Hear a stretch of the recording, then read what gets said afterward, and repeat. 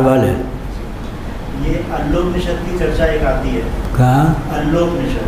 हाँ है। इसकी प्रामाणिकता के विषय में आप कुछ बैठिए। संस्कृत में लघु सिद्धांत कौमुदी आदि में अल्लाह शक्ति का नाम। संस्कृत का शब्द है अल्लाह। अमर कोश आदि में लघु सिद्धांत कौमुदी आदि में अल्लाह शब्द का प्रयोग है। अल्लाह संस्कृत का शब्द है, उसका अर्थ होता है शक्ति। और चौखंबा से अष्टोत्तर शत उपनिषदों के अतिरिक्त उपनिषदों का भी प्रकाशन हुआ है।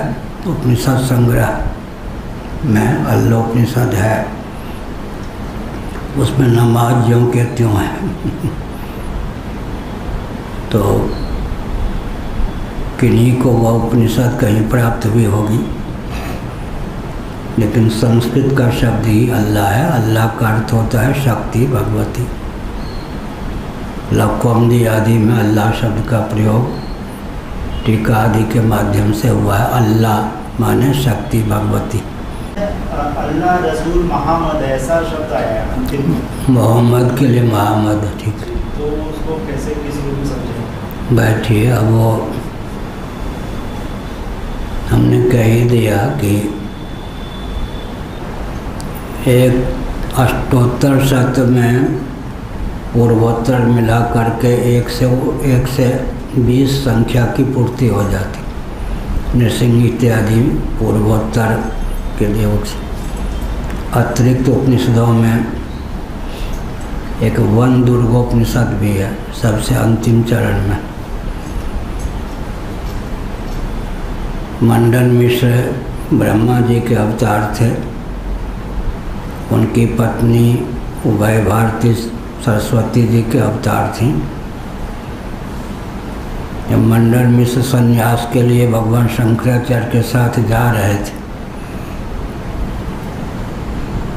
तो उनकी पत्नी उभय भारती सरस्वती जी ने सोचा कि मैं अब अपने पतिदेव से विमुख होकर कैसे रहूं। तो वे अपने धाम में सदैह गमन करने लग गईं आकाश मार्ग से। उस समय शंकराचार्य जी ने वन दुर्गोपनिषद के मंत्र को पढ़ के उभय भारती सरस्वती जी की गति को स्तंभित कर दिया। तब सरस्वती ने कहा कि क्या चाहते हैं आप?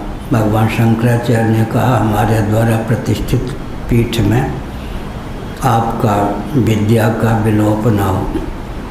कुछ महानुभाव कहते हैं कि श्रृंगेरी पीठ को लेकर आदि शंकराचार्य ने कहा, कुछ कहते हैं द्वारका को लेकर।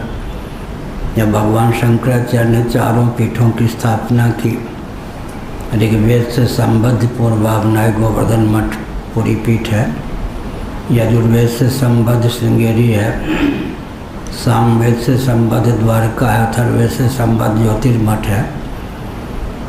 तो वन दुर्गोपनिषद का वर्णन शंकराचार्य के चरित्र में आता है। वो वन दुर्गोपनिषद भी अष्टोत्तर शत में नहीं है, अतिरिक्त में ही है। हमारा दृष्टिकोण यह है कि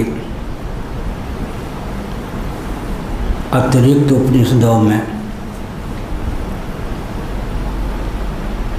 जो तथ्य हैं वो वेद विरुद्ध नहीं है। कदाचित उनमें कोई उपनिषद न भी हो, जैसे मठामनाय उपनिषद, तो भगवान शंकराचार्य के द्वारा विरचित मठामनाय है।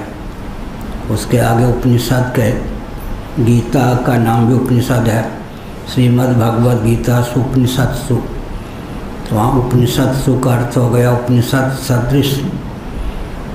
कदाचित अष्टोत्तर शत उपनिषद के अतिरिक्त जो उपनिषदें हैं, मान लीजिए किसी व्यक्ति विशेष के द्वारा ही किसी उपनिषद की रचना की गई हो, नाम उपनिषद यदि दिया गया हो, सिद्धांत यदि शास्त्र सम्मत हैं तो उनको अपनाने में कोई आपत्ति नहीं। सिद्धांत शास्त्र सम्मत ही हैं। उपनिषद सु गीता के लिए उपनिषद शब्द का प्रयोग किया गया है। कठोपनिषद के शंकर भाष्य में उपनिषद शब्द का अर्थ भगवान शंकराचार्य ने दिया। उपनिषद, उसी को उपनिषद भी कहते हैं। समीपता से परिपूर्ण रूप से जो अविद्या और आविद्यक प्रपंच का बाधक हो या बाधिका हो उसका नाम उपनिषद है, उच्छेदिका हो उसका नाम उपनिषद है। कठोपनिषद के भाष्य में शंकराचार्य ने उपनिषद शब्द का अर्थ किया है। उपनिषद सदृश मान लें तो अभी कोई आपत्ति नहीं, उपनिषद मान लें तो कोई आपत्ति नहीं। असैद्धांतिक तथ्य नहीं है, सबके सब सैद्धांतिक तथ्य ही हम, तथ्यहीनता नहीं है उन उपनिषदों में। वन दुर्गोपनिषद आदि हैं।